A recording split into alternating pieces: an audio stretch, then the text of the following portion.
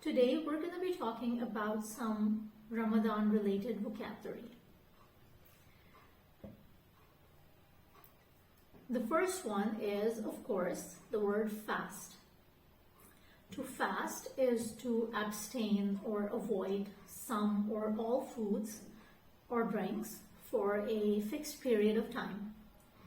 You might have heard of intermittent fasting or medical fasting, like before a surgery. We use the same word for Ramadan fasts. The word fast can be used both as a noun and as a verb. As a verb, you might say, we fast from dawn to dusk, or are you fasting today? As a noun, you might say, we break our fast. That's to end a fast, to break a fast. So we break our fast with dates. The second word is observe. Now this is an interesting one because a common meaning of the word observe is to notice. However, another way to use it is to celebrate or take part in a ceremony or a ritual. You can observe an anniversary, for example, which is a neutral word for acknowledging the anniversary. I say neutral because it could be a happy anniversary, like a wedding anniversary, or a sad one, like a death anniversary. Similarly, in relation to Ramadan, you might hear the word observe. For example, we observe Ramadan, or Muslims observe a strict fast from dawn till dusk. There are some other words that we use when describing the phenomenon of Ramadan, some of which will be in the sentence that I'll be saying next. So, fasting is a private act of worship, bringing about nearness to God, as well as a form of spiritual discipline and a means to empathize with those less fortunate. Let's look at some of the words in this sentence. You've got the word worship. To worship is to honor or show respect to a divine being like God. Then you've got spiritual.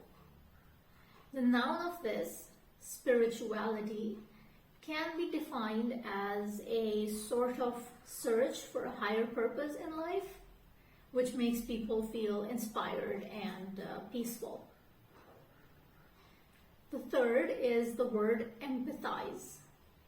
Empathy, the noun, is the ability to understand the feelings of others, not to be confused with sympathy.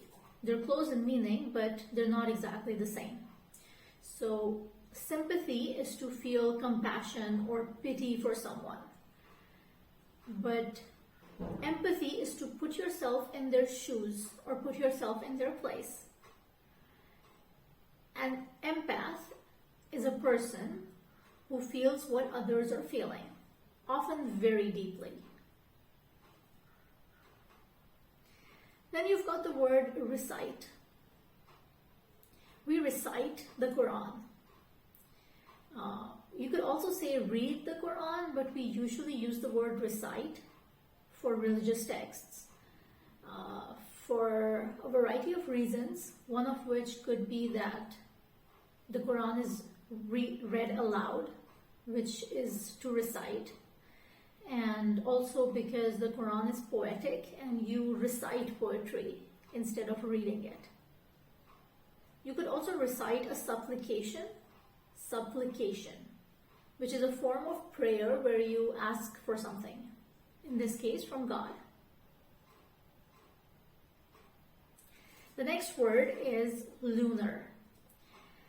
Lunar is something related to the moon. So, for example, you might have heard the word lunar eclipse, which is an eclipse of the moon. Since the Islamic months are based on monthly cycles of the moon's phases, we say the word lunar month for Ramadan or all Islamic months. So the lunar calendar is also known as the Islamic calendar.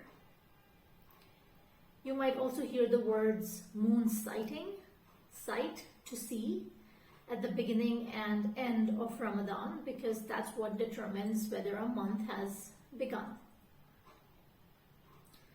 The last word we're going to talk about is the word holy.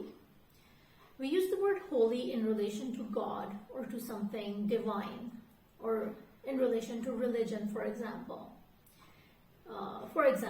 We say the holy month of Ramadan, or you could say sacred month, but usually it's holy Ramadan, for example, or you might have heard holy Quran. So we add the word holy before a word that is related to something divine or to God. The word holy is used for religious texts in general. For example, the Holy Bible, or you might have heard of the title His Holiness for the Pope or other religious leaders. So that's how the word holy is used. Of course, there are a lot of words that are in Arabic that don't have a substitute in English, so we just use them straight away. My advice to you would be to avoid translating them, because I've seen some examples of translations of words that just cannot be translated, or concepts that cannot be translated, and the result is either unclear, that nobody understands what you mean, or it's just funny. Either way, avoid translating words that aren't in use, especially when they come from another language or culture, simply because you run the risk of just not being understood. Examples of these would be the word iftar, the meal with which we break or end our fast. There's no word in English for that. Or the word suhoor, which is the pre-dawn meal that we eat before starting our fast. Also the word Eid, which is the holiday at the end of the month of fasting.